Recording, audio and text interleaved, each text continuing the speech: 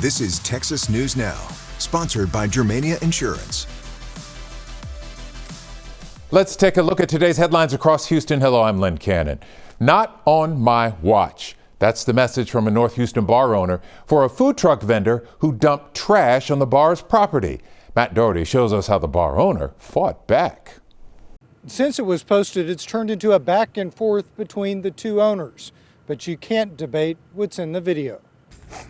David Wilkerson sat down with us tonight to talk about the video he posted that's getting an insane amount of attention. 2 o'clock in the morning Saturday, I made the video and put it out. And then when I woke up, it was taken off. The video shows what happened outside of David's bar on Saturday evening. He watched as a food trailer pulled up into his parking lot.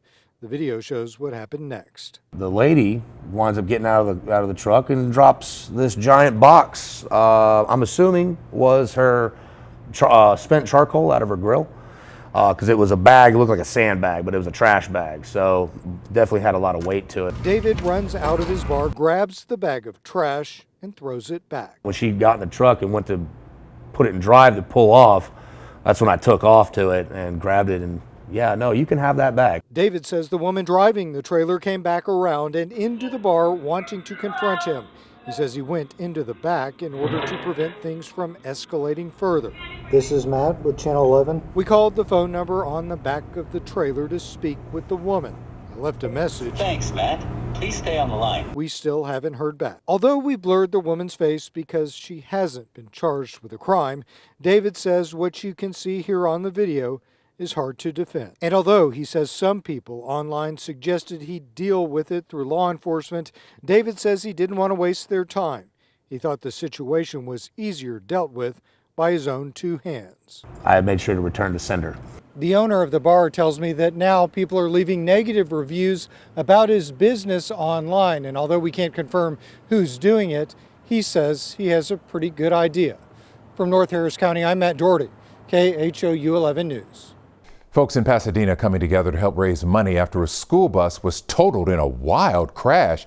Take a look at what happened here. The driver of a pickup loses control right there, then jumps a curb and slams into a couple of parked preschool buses just moments after a busload of children got off. Jason Miles with the story. This crunched up bus still sits in the parking lot of Agape Christian Preschool in Pasadena weeks after an April Fool's Day crash that was anything but funny. No, it was not a joke. Pastor Tom Miles, no relation to this reporter, We're thankful that nobody got injured. is the preschool's administrator. Well, it seems like a driver lost control of his vehicle. Miles shared this surveillance video with us showing a pickup truck slamming into the bus after leaving the roadway. The driver was not seriously injured, nor were any children who had just gotten off. Pushed this bus into the next bus that was sitting beside it, 2 feet away from it, and it's in the shop being repaired. Another angle of the crash was caught by a driver's dashboard camera. You can see the pickup swerve off the road before striking the bus. Miles considers this bus totaled. Replacing it will cost an estimated $50,000 out of pocket. The preschool was going to try and handle it on its own. Then a student's father decided to launch an online fundraiser just this week to help cover expenses. The community, supporting the community, and people give when they know that it's a worthy cause. Coincidentally, agape means unconditional love. Are you feeling some of that? Yes, I am. And that's what we want every child to feel when they're enrolled here. In Pasadena, Jason Miles, KHOU 11 News. How about that message? Well, Houston drivers continue to deal with high gas prices. The price for a gallon of regular just above $3.70 with no real drop in weeks. People are trying everything to stretch a full tank of gas, but what works and what doesn't? Amanda Henderson looks into the myths and facts of saving at the pump. So it's true that you will make your tank of gas go further if you properly inflate your tires or ensure your car is not weighed down by items you carry inside of it. But one auto expert tells us there are some myths that don't help you save a dime. I'm like, wow, yeah. Wow is the word for Sarah Gish every time she fills up her hand-painted art car. And I'm kind of horrified at the prices everywhere. Prices that have Houston drivers scrambling for a way, any way, to save a buck. I just drove all the way from 45 south just to get right here to get gas. Just a month ago, a gallon of gas cost Houstonians around $3.36. Now, the average is up to $3.78. But AAA's Doug Shoup says some gas-saving ideas work and some just don't. What would you say is something common people believe to be true, but maybe doesn't really help with gas mileage? One of the myths is about use of AC, and running the AC does add a slight load to your engine, which can increase fuel consumption, but in reality, it's very minor. Other gas-saving myths: filling up your tank halfway, Shoup says, or only taking right turns to avoid idling. But there is some truth to some tricks. It is better to go ahead and fill up on a Sunday, Monday, or Tuesday, and most likely you'll see lower prices then than later on in the week. And AAA says make sure you're filling up your car with the right gasoline. Premium at $1 or more per gallon isn't always needed. Our research at AAA has found there are about 16.5 million Americans who are purchasing the more expensive premium fuel because their vehicle says premium fuel is recommended, not required, and they don't need to be spending that extra money. There's an art and science behind the savings as drivers continue to feel the squeeze at the pump. It's really shocking, and it's sad, because it makes me not want to drive as much. And I love to drive. One other thing Shoup says to avoid that I'm also guilty of is don't let your vehicle go below a quarter of a tank. While you might think you're saving money in the short run by waiting a day or two to refuel, driving on empty can damage mechanical components in your vehicle. Amanda Henderson with the very latest there. Thank you. That's a wrap of your Houston headlines. I'm Len Cannon. I'm Chris Lawrence with your top stories in North Texas. Governor Abbott put several cities on notice, threatening to yank state funding if their police departments didn't cooperate with ICE. Scoop Jefferson spoke with the head of the Dallas PD about the changes he's making to comply. April 23rd is a big day for Dallas Police Chief Daniel Como, his one-year anniversary. I smile every day I come to work. It's also deadline day for the city of Dallas to get into compliance with state immigration enforcement policies. Just one of several topics discussed during my one-on-one with the chief. In this letter to Mayor Eric Johnson, Governor Greg Abbott says DPD general orders limit police cooperation with federal immigration authorities. Abbott warns non-compliance could cost the city roughly $32 million in state grants and risk more than $55 million set aside for World Cup security. DFW set to host 9 World Cup games this summer. Do you think the general orders go against the state? Would you support changing them to align with what the governor's office is asking? We will have to make some adjustments, but we are not immigration officers.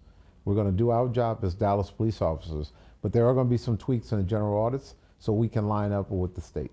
Have you participated in any ICE operations since you've been chief at all? We have not participated in any ICE operations where we're going after undocumented individuals. Now, there was a case where ICE was doing an investigation on some very bad people that were responsible for human trafficking and prostitution. And we held a perimeter for them on that line. So will we cooperate and assist our federal partners? Absolutely we will. But we are not immigration officers. We don't go after immigration cases. I also asked the chief about recruiting more officers and what the community wants from DPD. Como says current academy classes are full, helping them towards recruitment goals. He insists morale is at an all-time high under his leadership, and he has heard from the community about policing. They want us to be fully transparent, and they want us to be fair. And his top priority remains the same as it was a year ago. So we're going to try to keep everyone safe. In Dallas, I'm Scoop Jefferson. Tanner Horner already pleaded guilty to killing Athena Strand, but his defense team is trying to keep him off death row. As Rebecca Lopez reports, they called Horner's mother to the stand. The defense's first day of testimony centered around powerful and painful words from Tanner Horner's mother, describing a childhood she says was filled with chaos, fear, and violent behavior. She says her son couldn't control his behavior. Did you ever see him hit a wall? Yeah, What would he hit the wall with? his fist. She told jurors Horner's home life was marked with drugs, instability, abuse, and admitted using drugs and alcohol when she was pregnant with him. I wear my shame like a badge now. The defense also tried to show the jury another side to Tanner Horner. Video of him as his son took his first steps. But his mother testified Horner would call her to pick up his son, overwhelmed and frustrated about being a father. He was scared, I think, of hurting the baby. The defense then asked her about Athena Strand's death. I'm so mad at him. I want to just tear his up. And wanted to know if she still loved her son. Of course I love my son. I don't love who did that, though. I don't know who that was. But the testimony took a shocking turn when she admitted to watching the trial's live stream, despite the rules prohibiting witnesses from doing so. Don't get me thrown in jail. Am I going to go to jail for that? No. Yes, I have. The judge could have held her in contempt of court, but decided to let it go. I'm so sorry. I'm so sorry. She left the courtroom in tears. In Fort Worth, I'm Rebecca Lopez. Well, if you watched our Ultimate Dallas Sports Show on Wednesday, you caught a special moment from Jerry Jones' pre-draft press conference. Look at this right here. Come in this house. Yes, sir, Mr. President. I'm negotiating a draft. The Cowboys owner has been friends with former President Clinton for decades, going back to their deep ties to Arkansas, where both men were born and raised. They talked about how much things have changed since Jones suited up in college. Tell them again the position you played. Well, I was a guard. I was a pulling guard. And how much did you weigh? About 185 pounds. It's a different world now. Well, it certainly is. Boy, I'd hate to, that'd be a Banny Rooster firing out there trying to get something done with that. But yeah, you'd be the late Jerry Jones. The Cowboys haven't appeared in an NFC championship game since 1996, when President Clinton started his second term. Taylor Sheridan has started filming Frisco King, but crews are actually shooting 30 miles away in Southlake. Richard Solomon shows us how it's causing quite a buzz. In the heartbeat of Southlake's town square. I hadn't seen anything quite like this. Road closures and delays aren't the norm, but what's causing it is stopping people in their tracks. You're just seeing people build all of these different worlds. On Wednesday, the world of Taylor Sheridan took over, right outside Kevin Blackwell's office window. Texas is not known much for its dramatics and cinematics, but it's another feather in the hat for Texas. Crews shut down Central and Carroll Avenues and portions of State Street and Fountain Place within the town square, all setting up for the newest show, Frisco King, starring Samuel L. Jackson. Honestly, he's a phenomenal actor. He's been in the game for a long time. And that's what brought Liam McCarran and Braden Smith here.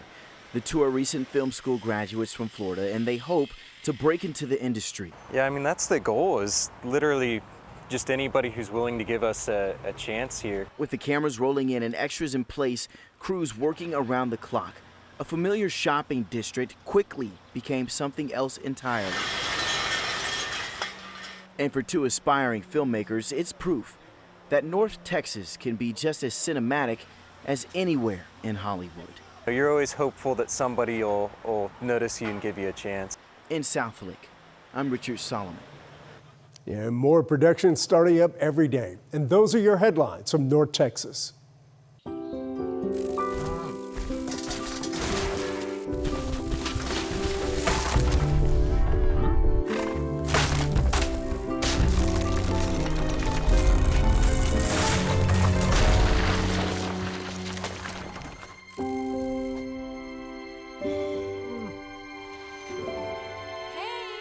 For insurance you can trust, help is just a handshake away. Find your local agent at germaniainsurance.com.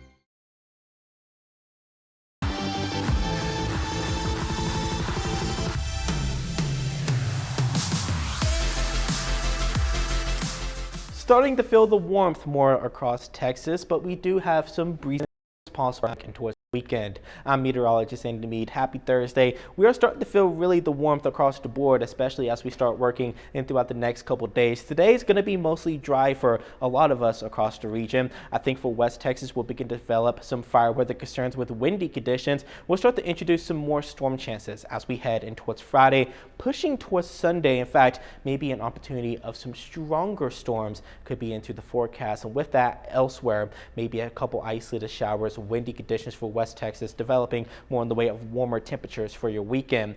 Out the door for Thursday, we'll see some warmer temperatures across the board. We can definitely see where some of that moisture is going to be a bit more present. Middle to near upper 60s along I-35 pointing south. Along West Texas will be around 64 in Midland, 58 over towards Amarillo. That's because we have a lot more in the way of that drier air. We'll be able to heat up a lot more efficiently with some breezy winds towards the west, but as you point off towards the east, we'll still be working with the mix of sun and clouds and temperatures remaining into the low to near middle 80s and even some upper 70s, especially probably more likely along and towards the Red River. With the warmer conditions often towards the west and breezy winds, we'll have some elevated to even critical fire weather concerns. This also includes areas like in New Mexico. We could talk gusty winds upwards of near 40 miles per hour. Up and towards the mountains, maybe 50 to 60 miles an hour. So some breezy conditions are going to develop more so as we head in towards your afternoon, and they'll begin to wane down as we work in towards your evening hour. We're going to see around 12 p.m. We'll have gusts around 20 to near 30 miles per hour, especially higher towards the west, and they'll really begin to ramp up, especially along into portions of Wichita Falls over to near the OKC metro as we head in towards around 5 p.m. with those conditions calming down as we head in towards the later portions of the evening. As we move off towards the east, we'll have the opportunity of a few of those isolated storms. The drier air often towards the west, that dry line is going to be able to initiate maybe a isolated strong storm or two, but I think the majority of us could end up actually staying more onto the drier side as we head in towards Thursday. So we'll see the morning clouds, especially across much of central Texas, but we'll part way to a mix of sun and clouds by the afternoon and evening. This is around 5 p.m.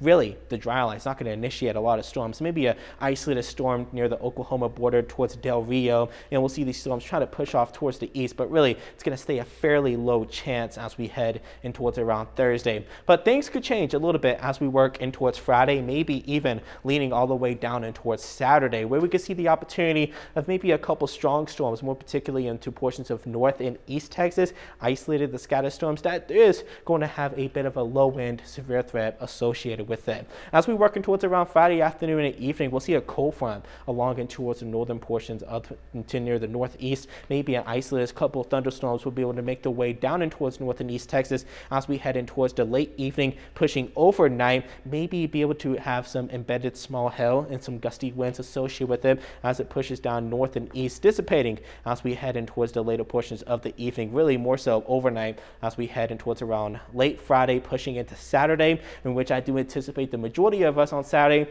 will be rather more onto the drier side. We'll see some isolated showers develop for South Texas, nothing severe, but we'll see that dry line put back to action with maybe a couple line of some showers and thunderstorms that could be strong at first, but begin to weaken as it pushes towards DFW as we head in towards late Saturday afternoon and towards the evening overnight hours. And heading into Sunday, dependent on really how those storms interact with the atmosphere as we head in towards Sunday from Saturday, the higher storm threat may actually stay more further north from us, but really keeping an eye along the Red River where we could see maybe an opportunity of some additional storms. Further off and towards West Texas, we'll continue with breezy conditions, actually the most breeziest day, at least in throughout the next 7 days of the forecast as we head in towards around Sunday. So in the meantime, we can expect at least still a more warmer pattern, at least in terms of more warmer temperatures and just above normal precipitation overall. And with the next 6 to 10 days temperature outlook, we can still see more above normal temperatures remain well into the forecast. Working through your 7-day forecast, going throughout much of our Thursday, we'll have a mix of 80s and some 90s. Breezy winds and even fire weather concerns develop often towards West Texas. An isolated shower or even thunderstorms along the two portions of North Texas today could try to be strong, but I think the severe threat remains rather low, and at least in terms of coverage of showers and storms, most of us will genuinely stay dry for today. We'll see some storms try to develop as we head in towards late Friday afternoon and towards the evening along into portions of North and East Texas, working through Saturday and Sunday. Windy conditions for West Texas, especially along into near the coastlines, with temperatures remaining into the 90s as we head into early next week.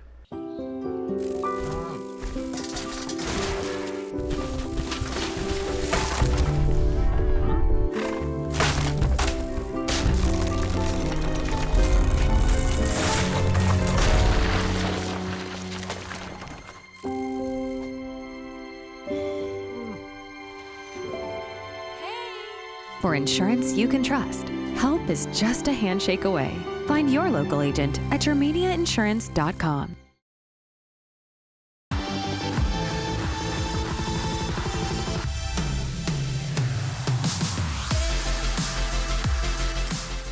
In Austin, I'm Mark Mullins. Groups challenging Texas's 10 Commandments law are vowing to keep fighting all the way to the U.S. Supreme Court. A federal appeals court ruled Tuesday that Texas can force schools to display donated posters of the 10 Commandments in classrooms. Now both sides said today they're ready, if needed, to take this case to the country's highest court. Here's reporter Adam Bennett. Outside of this Round Rock ISD campus on Wednesday morning. Today is a great day for the First Amendment because the head of one group supporting Senate Bill 10 in court, this is what the law says the poster needs to look like, said these donated displays of the 10 Commandments should once again go up in Texas classrooms. The Federal Court of Appeals has made it clear the Texas 10 Commandments law is constitutional. A day earlier, the Fifth Circuit Court of Appeals rejected plaintiffs' arguments that the 2025 law violates the free exercise and establishment clauses of the First Amendment. Round Rock ISD was one district refusing to put up the posters while awaiting judicial guidance. We are ready to see the district dust off the safely stored posters and finally and lawfully display the 10 Commandments in each classroom. On the other side is Rachel Lazar. And so when they say that there's no coercion because these are just posters on the wall, they're really out of touch. She leads Americans United for Separation of Church and State. They're one of the groups representing the plaintiffs. She spoke with me Wednesday from Washington, D.C. And what our plaintiffs are interested in doing is ensuring that we're united and that we're not divided in our classrooms with some students feeling like they're lesser than others. Lazar says the path forward is up to the plaintiffs. It looks like the plaintiffs are going to want to petition the Supreme Court. As both sides we'll be at the U.S. Supreme Court if we need to defend this law. Wait for word on what happens next. Adam Bennett with that report. This week, the Texas DMV opened up registration for companies that commercially operate automated vehicles on Texas roads. This is the first time we're seeing regulation of commercial automated vehicles at the state level. Under the law, the Texas DMV can also revoke an authorization at any time if a rule is violated. It would impact Waymo, Zoox, and Tesla robotaxis, among other companies operating here in Austin. We spoke with Kathy Chase, president of Advocates for Highway and Auto Safety. That's a nonprofit based out of Washington, D.C. She referenced recent incidents with Waymo, whose cars have been seen passing school buses unloading kids and blocking the way of emergency vehicles during calls for service. She says the new law is great, but it is not enough. It's better than not having anything, especially if autonomous vehicles are going to be continued to be rolled out. But we need the data and we need safety standards, and the safety standards need to happen on the federal level because these cars don't just stay in one area necessarily. The law would require companies to show that each car complies with all applicable Texas traffic and motor laws, is equipped with a recording device, used an automated driving system that complies with federal laws, and can achieve minimal risk conditions in the event of a system failure. That law takes effect on May 28th. Cedar Park City officials confirm Firefly Aerospace is doubling its footprint. The firm, which relocated from California roughly 10 years ago, now runs 3 buildings along Scottsdale Drive. That's just off the 183 toll road. Officials describe the 144,000 square foot site as a robust campus for business operations, engineering, avionics production, spacecraft assembly, and mission control. South by Southwest is returning overseas for the second straight year. The festival announced the first wave of titles for its second London edition that will happen June 1st through the 6th. Highlights include the world premiere of the documentary Feast or Famine, narrated by chef Marco Pierre White, and the comedy All Night Wrong, starring Maria Bakalova. Keynote speakers include Sharon Horgan and Russell T. Davies. The announcement of the London Festival comes after South by Southwest chose to discontinue the event in Sydney, Australia earlier this year. That festival started in 2023 and ran until 2025. In the meantime, South by Southwest Austin just announced the dates for its 2027 festival. These are pictures from a few months ago at this year's event. Next year will run March 15th through the 21st, and that includes the Innovation Conference, film and TV, music and comedy portions as well. Pre-sale ticket sales end on Sunday, May 3rd. As we count down to celebrate America's 250th anniversary this summer, we are highlighting some amazing Americans in our own backyard doing what they can to make this a better place to live. Meet an Austin woman who is giving a lift to those who need a little love. Good girl. Good girl. This is Dapple.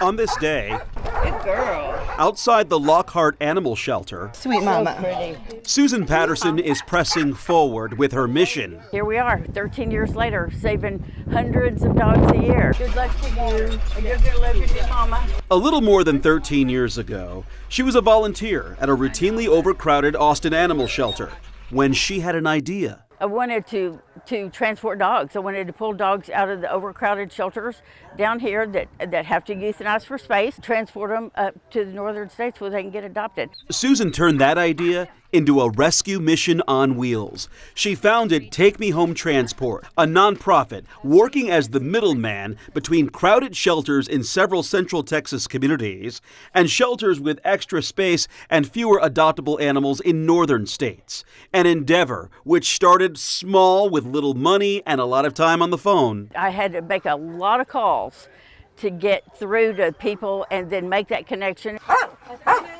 Now shelters in northern states like Wisconsin, Michigan, and Maine are making the calls to Susan, requesting more dogs to be transported to their shelters. Bob was one of those dogs. Bob came in and he had an injured leg, but we didn't know what was going on with it. A shelter in New Hampshire opened its doors to Bob, ready to tackle his ailment.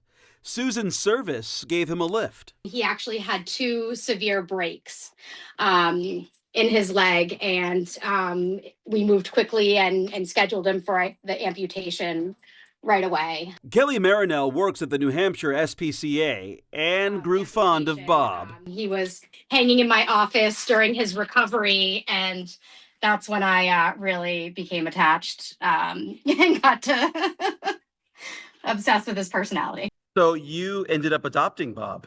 I did, yes.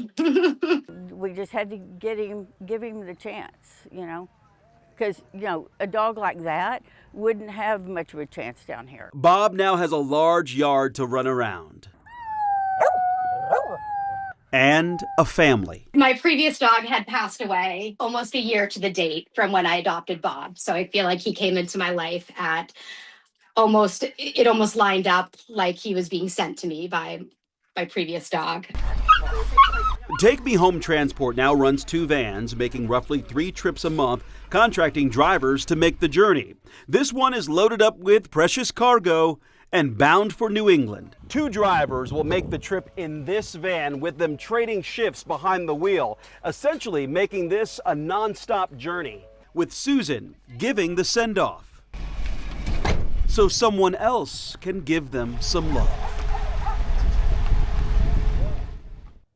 Hope they found good homes for them. That's all from us here in Austin, and we hope that you have a great day.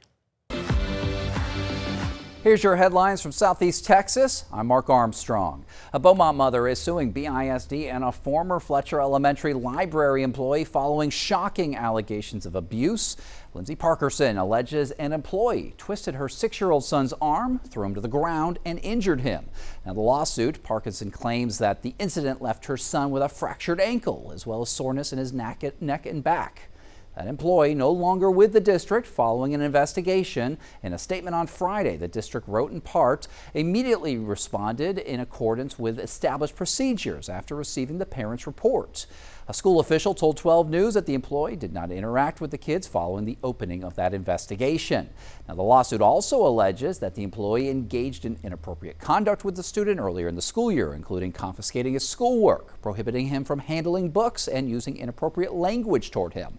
That lawsuit accusing the district of negligent hiring, supervision, and training, arguing that BISD knew or should have known that the employee was unfit to safely educate and supervise students. They also allege the district failed to properly screen, train, and supervise employees to prevent student injuries. Well, check your mailboxes. Appraisals are in, and if yours is up, you're not alone. The Jefferson County Central Appraisal District says that they are seeing an average of 6% increase in evaluations across Jefferson County. Residents telling 12 News that they're concerned about what this means for their bottom line. On average, Beaumont homeowners, they saw an appraisal value raise of 4%. The appraisal district says it's not your home, it's the land. Jefferson County Chief Appraiser Angela Ballard, she says that in order to meet the market value, land had to increase this time around. When property values go up, that can mean higher property taxes for homeowners. Now, they say that the concern from residents might also be because they are looking at the wrong number. Some of them are opening their notice and they're looking at the land going up, but what they're not looking at is possibly the overall, the total value. That might not have increased much. So yes, some of the land values did go up quite a bit, but then the improvement value would have gone down. According to Beaumont mortgage lender Zach Stiles, new homeowners, they may feel the biggest impact, especially if they're not used to these higher tax bills. If, after looking at your letter, you still believe that your appraisal value is too high or incorrect, well, they recommend to file a protest, and the deadline to do that is May 15th. Rising grocery prices and continuing to strain family budgets, especially when it comes to fresh fruits and vegetables. There are several factors behind it, but now there may be a solution to fight rising costs in your backyard. 12 News reporter Derek Jones has more. There's so much to healthy eating, and your access to it shouldn't be dictated by your income level. Founder and director of the Giving Field, Sharon Beckno, says community gardens are essential in the community. The food insecurity rates are through the roof in Texas. They're higher than our national average. And so this provides people an outlet or an opportunity to get some of that nutritious food that they can't afford to get, allowing them to teach students how to garden. We very early on decided that education needed to be a huge component of what we did out here. And so we are lucky enough across the street to have a school that is pre-K 3 through 8th grade. So we decided we were going to incorporate their classroom curriculum into the garden. Their goal being simple, helping people learn about the benefits of gardening while saving money as food prices rise. In March, fruit and vegetable prices rose 1%. Even as overall food prices remained unchanged. Some items are seeing even sharper increases, like tomatoes, which jumped more than 15% in just 1 month. Jefferson County Horticulture Agent David Oates says the rising cost is due to transportation and inflation. So the rising cost on groceries has affected everyone across the board. All kinds of different foods are affected, especially the fresh foods. Back at the garden, their work continues so everyone can have access to healthy food at an affordable price. Get yourself confident that, hey, I can grow those green beans. That's a win-win for everybody.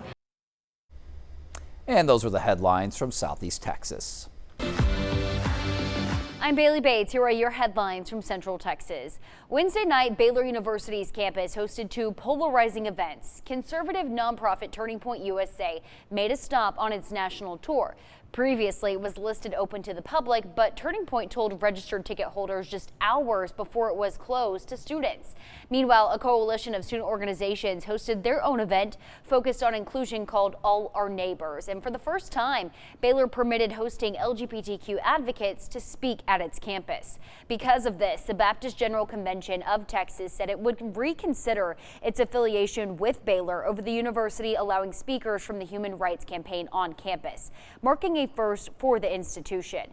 Still, despite some negative pushback, student organizer J.W. Lashbury says this event is crucial in giving a space for the marginalized students on campus and emphasized it was not created to combat TPUSA's event, but to break down diversive barriers in the community.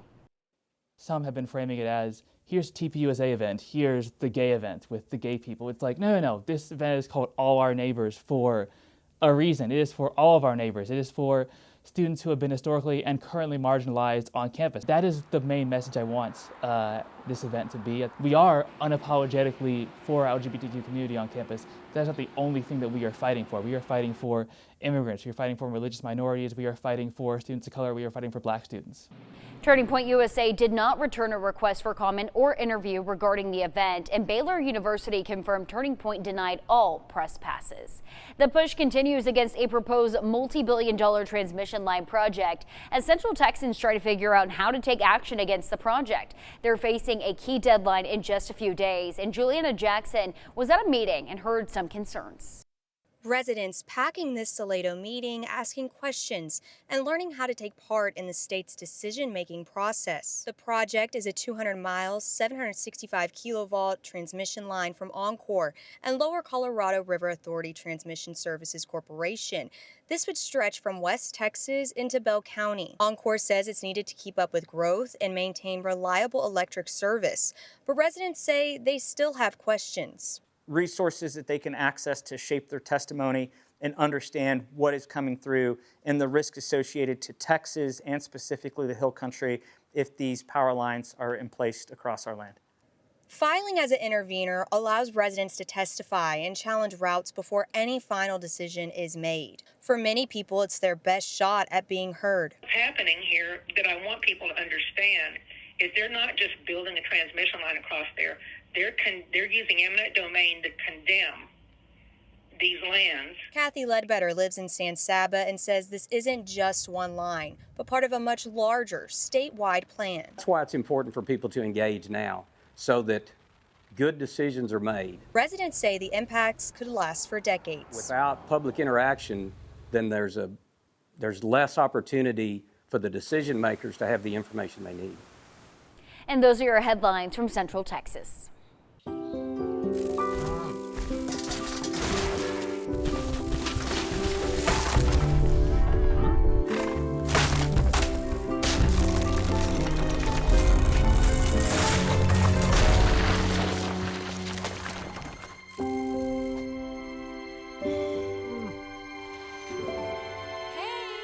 For insurance you can trust, help is just a handshake away.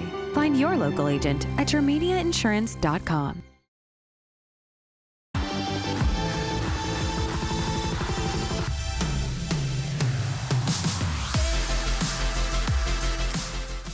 I'm Isis Romero, and this is the news in San Antonio. A pair of explosions rocked a Northside neighborhood overnight, just hours apart. New drone video shows the aftermath of the explosions. The blast left a total of 5 people hurt and in the hospital. Sue Kalberg has the latest from neighbors. Sandy's house is between the 2 homes that exploded. When the second house blew up, she knew her neighbors were inside. Were you over there when that happened? Yes. Oh my God. That's my house. That's your house that blew up? No. When Joe and Maite made it to safety, Sandy did too. The whole block is covered with insulation from a secondary explosion. As for the Nowell family, whose home blew up first, Northeast ISD issued a statement confirming Kim Nowell is a well-loved teacher at MacArthur High School, and their daughter, who friends identify as Allie, is also a student there. Because of privacy laws, University Hospital can only say they're treating one minor patient who has been listed as critical. Kim's husband, Tim, has been identified as a pastor at Wayside Chapel. Both parents are said to be at BAMC with burns. The fire commander said their injuries are tough. Anytime it's a thermal kind of inhalation injury, it's a delayed, if you look into that, that's really what we expect. So intubation is something that has to happen early in order to protect their airway, provide them the best chance of life. Sue Kalberg reporting. A neighborhood is still on edge after a man was shot while walking his dog. The gunman remains on the run. Gilbert Gomez has the story. Yes, right now there's a great deal of fear in this neighborhood. We just spoke with a nearby neighbor who says they were asleep when they were startled by a gunshot. We've seen several police officers patrolling the area as investigators search for the person responsible.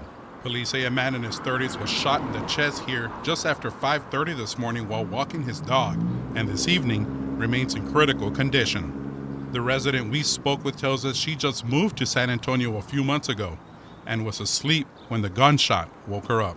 She did not want to go on camera, but said she was extremely shaken. She told us she's been dealing with PTSD from a prior incident and now she's too afraid to go outside. Workers in the area also didn't want to go on camera. They tell us they're used to staying alert, saying this area has a large homeless population and they're constantly watching out for possible theft. Meanwhile, police are trying to figure out what led up to this shooting. As of now, still no arrests have been made. The nearby resident we spoke with says they won't be going outside of their home anytime soon. They are left on edge. Reporting just north of downtown, Gilbert Gomez, KENS 5. Texas can require the 10 Commandments in public school classrooms after a U.S. appeals court ruling. The decision is sparking strong reactions and renewing debate over church and state. Simone Simpson has local response.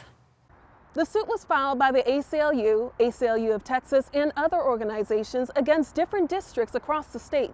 Northside, Northeast, Lackland, and Alamo Heights were among those named, trying to stop the 10 Commandments from being displayed in all public school classrooms. Northeast ISD, with about 55,000 students across 67 schools, said in a statement, any ISD must and will comply with the Fifth Circuit's opinion and order.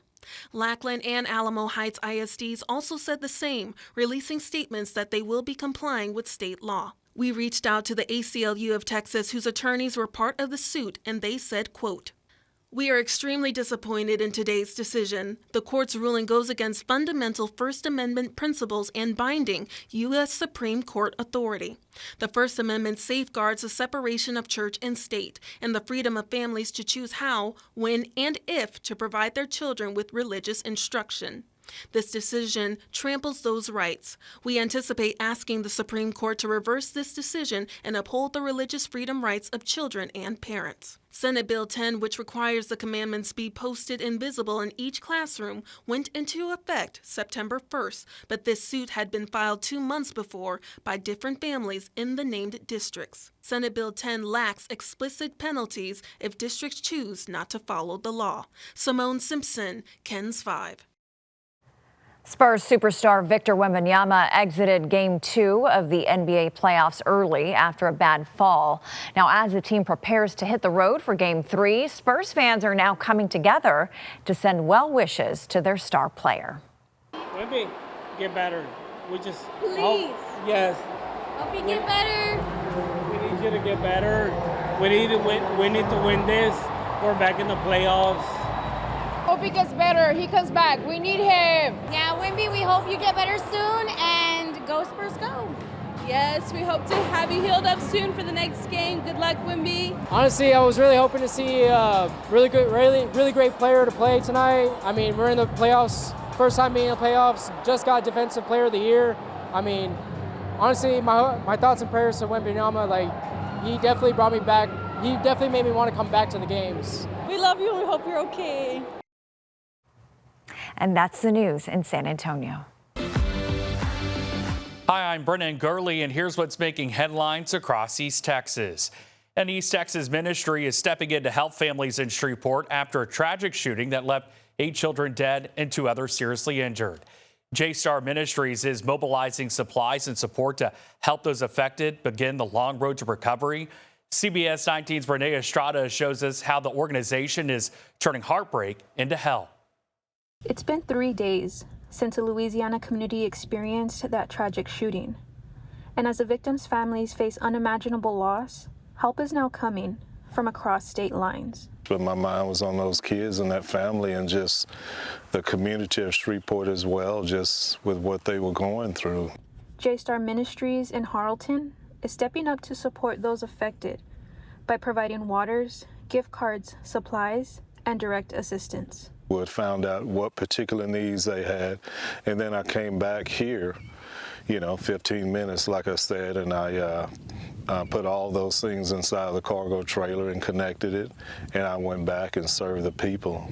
Johnson says the ability to quickly respond and deliver resources is what drives their work in times of crisis. Our families are struggling right now, with gas prices, jobs or no jobs, or just financially and in a lot of different ways. It's my job to give, or our job to give, and so we freely give, no questions asked. The ministry's Disaster Relief Center, built in honor of his late mother, allows them to store and move supplies into communities without delay. So I just want to be a blessing, be able to help ease or relieve some of the pain that the people are experiencing, not only there in Shreveport, but throughout the world. And over the years, the nonprofit has expanded its outreach beyond East Texas, stepping in during times of crisis to help communities rebuild. We have served over 100,000 families on this little small property here. And my whole goal and all I ever wanted to do was use this property, and honor my parents and grandparents and serve and help people. And God has blessed us with a lot of great people, a lot of great donors, volunteers, that we've been able, 76 trips around the world. And as families begin picking up the pieces of heartbreak, J-Star is working to make sure they don't do it alone. In Harleton, Renee Estrada, CBS 19. In East Texas, one young man is going back to the basics, using grit, history, and a whole lot of determination to build something bigger than himself. CBS 19's Ailey Crio shares his story. Deep in the East Texas piney woods, surrounded by towering cedars and post oaks. Believe You Can and You're Halfway There by Teddy Roosevelt. You'll find 24-year-old Pearson Caldwell building a piece of America's past, one log at a time. Growing up on 160 acres, he spent his childhood outside. Now he's building a full log cabin using tools inspired by early frontier life. This is like a prime example of what the pioneers, the people, westward expansion, it's what they're building, because they're building with what they had. Very reminiscent of early America. Some of these logs weigh more than a ton, forcing Caldwell to engineer his own solutions. If I want something done, it's going to be done. I'm going to find a way to do it. I really just get fired up when stuff fails. That gets me through the toughest stuff. That determination has drawn nearly 1 million followers online. I don't even know how to scale it to something visually. 900,000's, it's a lot. Watching every setback and every success. I never knew people would find this stuff that interesting. His log cabin journey even landed him on Discovery Channel season 19 of Naked and Afraid. I was flown to Thailand and stuck on a small remote island, and there's 5 people, 5 survivors, and I was the dedicated shelter builder out there. But for Caldwell, this project isn't just about views. It's really proving to myself that I can keep going at something day after day. And his determination doesn't stop in the woods. After college at Texas Tech, he plans to serve his country as a Marine Corps officer. A lot of people, dream or talk about doing something, but they don't really take action. I want more people to quit thinking or overthinking and really just take action. As America marks 250 years, this young East Texan is taking on a massive project, showing others it can be done. In Van Zandt County, Nayeli Carrillo, CBS 19. And that's a wrap of your East Texas headlines. I'm Brennan Gurley. Hi, I'm Leslie Adamy in Corpus Christi, and here's a look at some of what's happening here in South Texas. 1 week after a trading flight went down in Robstown, the 2 men on board are still fighting to recover. Active duty Navy trainee Malcolm Patchett and his instructor Cole Hone remain hospitalized in San Antonio. Ryan Hopper has more from Hone's family. They have not been able to tell us whether he's going to make it or not. Here we are almost 7 days after, and we didn't know we'd get 1 day. So this is a gift. It's a gift that he's with us. A week after a miraculous crash landing, flight instructor Cole Hone being heralded as a hero. Once the plane went down, it burst into flames, and he got out and pulled his student pilot out. Potentially saving a life, but sustaining third-degree burns across 75 to 80% of his body. And they teach them to save their student, save themselves, and save the plane in that order. And it appears he followed his training to a T. 2 good Samaritans rushing in to help. One of them, Melissa Ibanez, telling 3 News, quote, "When I reached the victims, another man had already stopped and was assisting one of them, which I later found out was a student. I went to help the other victim. He had a severe burn to his left hand and arms," end quote. Even helping him call home before first responders arrived. He said he loved us and, that he was in a bad accident. The EMS were with him. I think it was an EMS technician that let him call And so we did speak to him very, very briefly after, which is a miracle that he was even conscious. His actions exemplary, yet expected. When I've reached out to people in his life and told them what happened, they all said the same thing. I'm not surprised that he helped and he saved his student. A family relying on the power of their faith and of their community. Whether it's online or in person or at church or anybody I come in contact with, the prayers work. He's living proof. Keep doing it. Keep doing it. Ryan Hopper, 3 News. And we will continue to stay in contact with Holmes and Patchett's family for updates. Beaumont Pier has been pierced again. Nueces County officials confirming new holes have been drilled into the recently reopened structure. As photos and videos make the rounds online, the issue dates back to just days after the pier reopened in February, and since then the number of holes has nearly tripled. Our Natalia Osuna has more.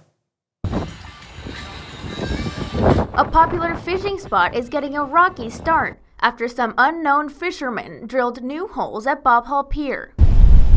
Ray Sandoval enjoys shark fishing. Got a lot of gear out here, costs money. I'm not gonna ever lose them because the rod holder is not there on the ground for us. Jason Gonzalez is also a regular at the pier. He says he'd like to see more amenities, some that are still on the way. I think they premature opened up the pier, if you want to be honest. We got no bait shop, barely parking. I have to park way over there. While both anglers feel that there's work that still needs to be done, they don't agree with folks taking matters into their own hands. That thing causes major problems in the long run. That could dry rot easily and make the floor weak in such spots, of course, of such like that. Honestly, I really wouldn't say put the holes in the floor. I would just say put more PVC pipes all along the railings. Nueces County Commissioner Brent Chesney says it's unfortunate that a small group of people is ruining it for other community members. Frustrating because you know it is vandalism. You're not supposed to go out and destroy somebody else's property, and you know we're going to hold them accountable. And you know the last thing we want to do is have to shut the pier down to go repair it, because we're going to have to go repair that. These are just 2 holes of multiple that have been drilled in the new Bob Hall Pier, but Commissioner Chesney says that whether or not rod holders will be placed on the rails here will be up to the Nueces County Coastal Parks Board. We're going to have to start looking at some other penalties, like if we see you doing that, you may get banned from the pier. So if you are out there doing it the right way and you're seeing someone mess with the pier, take a picture of it, send a video in. We're going to have to put some cameras up, and as soon as the free period's over, we're going to put a gate up and we're going to have a building out there, and we think that'll knock some of it down. Meanwhile, Sandoval says that if the county installed rod holders, many anglers would appreciate them. If somebody else comes out here that built this pier, can do it for us, and yes, we will use them. Our Natalia Osuna with that story. And that's a quick look at some of what's happening here in South Texas. Texas News Now is sponsored by Germania Insurance.